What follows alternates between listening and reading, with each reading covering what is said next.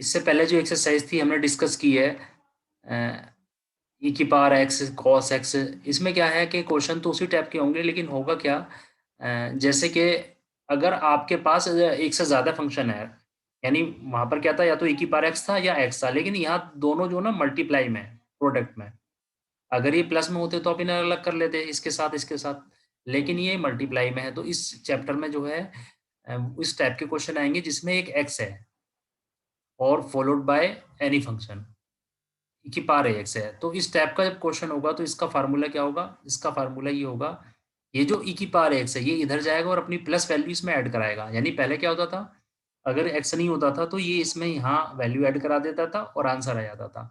लेकिन इस बार क्या होगा, इसमें एक्स भी है चूंकि प्रोडक्ट में, तो हम क्या करेंगे इस टाइप के क्वेश्चंस में, ये जो ई की पावर एक्स है आगे जाएगा और ये डी की जगह ए नहीं होगा बल्कि डी प्लस ए होगा। क्लियर? दोनों में डिफरेंस समझ में आया या कोई कंफ्यूजन? ओके। फिर से जरा सा रिपीट कीजिए। ये देखो, अभी जो हमने क्वेश्चन पढ़ा था वो इस तरह के क्वेश्चन पढ़े थे इससे पहले के चैप्टर में। ये देखो मैंने लिख दिया ई की पावर एक्स, तो इसमें एक्स तो नहीं था यहाँ पर, ये डिफरेंस समझ में आया? इस इसको कैसे करते थे तुम, इसको ऐसे करते थे कि जहाँ डी है वहां पर ए लिखते थे, यानी ऐसे एफ ए हो गया और ई की पावर एक्स, यानी ये इसका फार्मूला होता था। क्लियर? लेकिन इसमें दो चेंज है। नंबर एक, क्वेश्चन में क्या चेंज है कि यहाँ पर एक्स है, अब देख रहे हैं ये देखो ये। नंबर टू, यहाँ पर डी की जगह, यहाँ पर हम लिखते थे डी की स्पेस पे डी प्लस सॉरी ए लिखते थे। लेकिन अब क्या लिखेंगे हम, जहाँ डी है ना, हम ए नहीं लिखेंगे बल्कि वहां पर आप लिखेंगे डी प्लस ए, ये दो। तो आपको समझ में आ गया क्वेश्चन में क्या डिफरेंस है, आंसर में क्या डिफरेंस है। क्वेश्चन में डिफरेंस है कि एक्स मल्टीप्लाई में आया प्रोडक्ट में, और आंसर में क्या डिफरेंस है, जहां डी है वहां पर ए नहीं आएगा बल्कि क्या आएगा, D plus A. I think is it clear now? It is sir. Okay, clear ना? Yes sir. यानी यहाँ डी की जगह डी प्लस ए आएगा इस बार। अब देखिए क्वेश्चन, इसका पहला क्वेश्चन है ये, तो देखने से आपको पता चल गया कि हाँ ये वाली मेरी फॉर्म है। अब यहाँ पे चूंकि एक्स स्क्वायर है तो इसको दो पार्ट में डिवाइड करेंगे, यानी ई की पावर एक्स इंटू एक्स अलग लिख सकते हैं, एक्स स्क्वायर अलग, एक तो ये भी तरीका है। तो चलिए स्टार्ट करते हैं। तो पहले तो सी एफ निकालेंगे, वही पुराने मेथड से। अब पी आई की बात कर रहे हैं, ये पी आई है। तो पी आई के लिए क्या करेंगे कि ये, जैसे मैंने अभी आपको बताया था थोड़ी देर पहले कि कोई भी यहाँ फंक्शन होगा ई की पावर का, तो इसका कोफिशिएंट है वन, वन ही तो यहाँ पर, तो वो वन यानी स्मॉल ए हो गया, तो उसको यहाँ पर ऐड कर देंगे और ये सॉल्यूशन में चला जाएगा फिर, यानी डी की जगह हो जाएगा डी प्लस वन, क्योंकि यहाँ पर वन है। अगर यहाँ टू एक्स होता तो डी प्लस टू। तो अब यहाँ पर ये पुट कर दिया डी की जगह D plus one and so on, इस तरीके से। ओके। और ई की पावर एक्स जो है ऑलरेडी सोल्व, यानी ये इधर चला जाएगा, यहाँ पर अब ये चला जाएगा ई की पावर एक्स, ये चला गया देखिए। और अब इसको जो है स्क्वायर कर लिया, स्क्वायर करके इसको सोल्व करे यूजुअल मेथड से, ये सब कैंसिल हो गए, इतना बचा है सिर्फ डी स्क्वायर। तो डी स्क्वायर का मीनिंग क्या है मैं आपको बताता हूँ।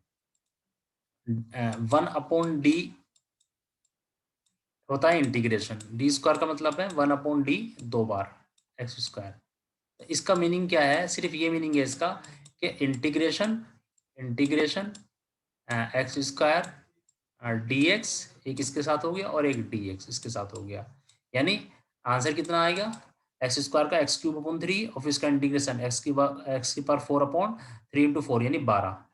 क्लियर? तो यानी इसका मतलब सिर्फ ये होता है और कोई इसमें हिडन नहीं है। ठीक है, तो ये इसका मीनिंग हो गया। ये देखिए नीचे आपको समझ में आ जाएगा। ये देखिए, यानी एक बार इंटीग्रेशन हो गया और उस आंसर का एक बार और इंटीग्रेशन हो गया, ये हो गया। ठीक है, और आंसर ये आ गया, y का answer C F plus P I, C F वही पुराना और मेथड से, और ये पी आई आ गया। तो I think it's must be clear to you. ठीक है, इस तरह से इसको सोल्व करते हैं। ये क्वेश्चन टू है, तो क्वेश्चन टू है और ये मेथड ये वाला है, तो इसकी हेल्प से आप ये वाला क्वेश्चन करके देखिए और जहां भी प्रॉब्लम हो पूछिए। मैं इसे एक ही पेज पे करने की कोशिश करता हूँ। ये देखिए, ये है आपका, इसका सॉल्यूशन यहाँ से स्टार्ट हो गया था और ये क्वेश्चन नहीं आ रहा, पारा में से और छोटा कर देता हूँ थोड़ा, अब आएगा, ये देखिए। हाँ, ये पी आई यहाँ से यहाँ तक आपने देखा कैसे निकला है इसका, बिल्कुल इसी मेथड से आप इसको कीजिए, ठीक है।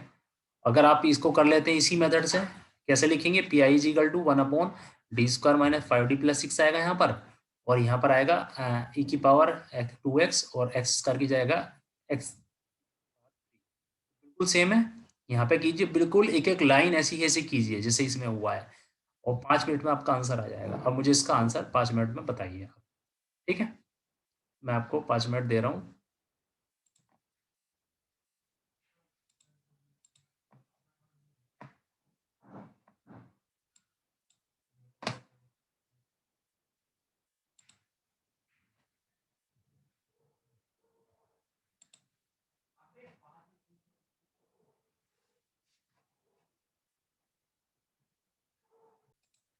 ओके, तो ये इसमें और इसमें क्या डिफरेंस था, बस कि यहाँ पर 1 - d इस टाइप की फॉर्म आ रही है, तो इसको बाइनोमियल वाला फार्मूला लगाएंगे, और इसकी वैल्यू क्योंकि x की पावर 3 है तो d की पावर 3 तक कम से कम लेंगे, तो ये लेंगे, ये वाले तो 0 हो जाएगा, और इसको सोल्व कर देंगे। और इस क्वेश्चन में e की पावर 2x sin x है, लेकिन e की पावर होना कंपलसरी है इस चैप्टर के, इस टाइप के क्वेश्चंस के लिए। तो यहाँ से स्टार्ट करेंगे, तो जब भी e की जितनी पावर है इसमें ऐड कर देंगे, वो यहाँ आ जाएगा d+2 को स्क्वायर, d+2 + 1 हो गया। इसको सोल्व करने पे ये आ गया। अब इतना, यानी इसको क्वेश्चन मत रखिए, अभी ये तो सॉल्यूशन में है, यानी इतना पार्ट का क्वेश्चन है इजीली। इसको कैसे सोल्व करते हैं, ये वाले मेथड से, d² माइनस की जगह -a², यानी इसका कोफिशिएंट है 1, तो -1 आएगा, तो -1 आएगा d² की जगह, तो -1 और -3 -4 आ गया, और देखिए ये आंसर आ गया। तो क्वेश्चन कोई ऐसा मुश्किल नहीं है कि क्वेश्चन हो ही ना, ठीक है ना। अब अगर कोई क्वेश्चन ऐसा आ जाएगा तो इसमें क्या ट्रिक है, ट्रिक ये है कि मैंने आपको बताया था एक फार्मूला होता है cos A cos B का, वो आप अप्लाई कर सकते हैं, उसी से हो जाएगा ये, ठीक है। और अगर वो फार्मूला नहीं है, दूसरे भी फार्मूले होते हैं, e की पावर x का, e की पावर i x का फार्मूला होता है cos ax + i sin ax, ठीक है। और e की पावर -x का होता है cos ax - i sin x। जब इन दोनों को आप ऐड करोगे तो ये वाला कैंसिल हो जाएगा, बचेगा cos ax और 2 cos ax बचेगा, ठीक है। तो इस तरीके से आप इसको कर सकते हैं, इस तरीके से, ठीक है। तो ये आएगा, इन दोनों को ऐड करेंगे तो cos ax आएगा, तो cos x = ये डिवाइडिंग बाय 2 आएगा, ठीक है ना। ये आई वाला है फार्मूला, आई वाला लगेगा इस वाले में, ठीक है। तो इस तरीके से आप इसको, अब ये e की पावर x का हो गया, जो कि नॉर्मल मेथड से आप इसको कर लेंगे, नॉर्मल मेथड से ऐसी, ठीक है ना। जहाँ भी प्रॉब्लम आई, लेकिन ये करने से ही पता चलता है कि कैसी क्या, ये जो क्वेश्चन में ये प्रॉब्लम आ रही है ना, यहाँ पर ये थोड़ी सी मिस्टेक है, आई रह गया, क्योंकि देखिए आई वाला फार्मूला ना, इसलिए इतना बड़ा हो रहा, वरना वो जल्दी सोल्व हो जाएगा, ठीक है।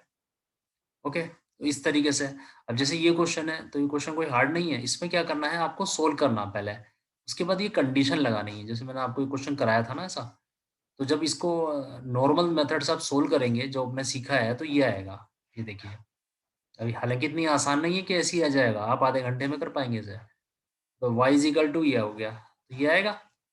इसमें ये कंडीशन लगानी होती है, यानी x 0 रखेंगे, x 0 पर y 0 रखेंगे तो इक्वेशन आएगी, एक्स 0 पर वाई 0 इसमें रखेंगे तो इक्वेशन आएगी, यानी C1 की और C2 की इक्वेशन आ गई। और दूसरी कंडीशन है कि इसकी वैल्यू रखेंगे आप 0 इस पर, तो ये भी रख दिया हमने, इसको निकाल लिया और इसको 0 रखा, तो उसकी C2 की वैल्यू आएगी, और इक्वेशन को सोल्व करके C1 C2 की वैल्यू को आप इस पर रखना पड़ता है, इस वाले इक्वेशन में, तो आपका, यानी इसकी वैल्यू आप फाइंड कर लेंगे इसकी, और आंसर आएगा, ठीक है ना। तो इतना आसानी से नहीं आएगा, करना पड़ेगा, काफ़ी मेहनत है इसमें, ठीक है। तो ये एक्सरसाइज 7 बाद में स्टार्ट करेंगे।